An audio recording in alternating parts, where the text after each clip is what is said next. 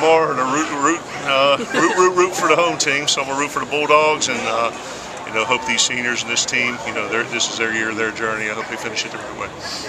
Where will you be in the press box? I'll be up this week. Yeah.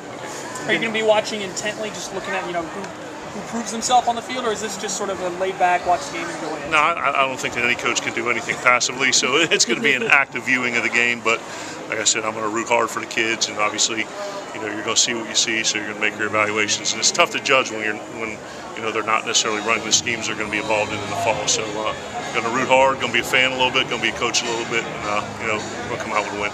Well, that said, you're kind of looking forward to getting past the bowl game, so it's kind of completely your show. Finally. No, it's you know, there'll be a time for that, you know. And tomorrow I want this to be about Mississippi State, about this year's team, and then, you know, when we get past that into January and the kids will get back from break, then we'll be full speed ahead. Do you feel like you've been able to form any relationships yet with the players?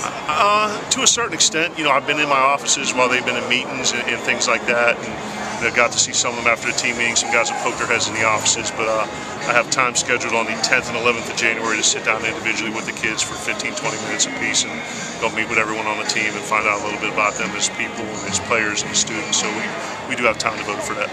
What's next on the agenda when you get back to Starkville? Well, I'm sorry. Have you been to practice? I've not been on purpose, just because I didn't want to be distracted from these guys. What's next on the agenda when you get back to Starkville? Back to Starkville, there's a lot on the agenda. We're gonna meet as a staff the morning of the 3rd, and you know, we're just gonna go through every department in the program.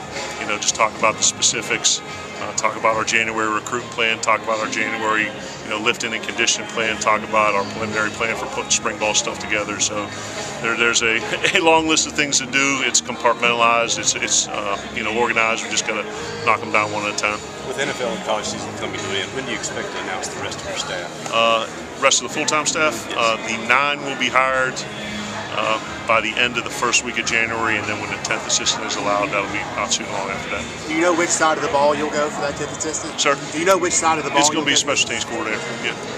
Will you be attending any further games this year? Just watching some of the playoff games, things like that, or just being starting full-time? The college football playoff games? No, sir, I will not be. We'll be back to Starkville full-time. We'll be on the road. I think it goes live again, recruiting on the 12th, so we'll be in the office until then, you know, get things organized, and we'll be back on the road recruiting. This Coach Knox made his future, so has that been decided at all? I think you'd have to ask him that, yeah. How hard is it to watch a game and not be a coach? Incredibly hard. I mentioned to the guys in there, I may be the first coach in college football history to be at the TaxSlayer Bowl 2 times and not coaching the game either time. When I was hired at Penn State, you know, I came in the transition of offensive coordinators, and Coach Ronnie called that game as well. I was in the press box watching, didn't have any input. Now, you know, history repeats itself. So yeah, it's tough because you want to be in there, you want to be helping, you want to be coaching the kids, but you know, it just wasn't the right time. But you'll be tearing the tape apart, you know, for individual. I've watched every offensive game from the past season. I'm about halfway through the defensive game, so had a 6.5-hour layover in Chicago yesterday, so that gave me plenty of time to jump on the film. Has anyone stood out in the film for you? Yeah, I mean, there's a bunch of guys on both sides of the ball that stood out and made plays. And, you know, now it's just a matter of getting them in our strength and conditioning program, you know, getting them through spring ball and making our own evaluations. But there's certainly guys, when you look at it from a talent perspective, that you're very excited about. I was kind of thinking of moving spring ball back a couple of weeks.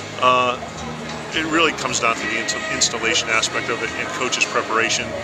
Had we started earlier, I mean, you're talking about bringing in 10 new full-time assistants, you know, teaching them the schemes on both sides of the ball and special teams. So we want to make sure if the coaches are on the same page, the kids don't have a shot. So we want to make sure that we were, you know, organized, detail-oriented, and know what we're doing heading into it. So when we get into meetings, you know, that we're giving kids great factual information that they can work from.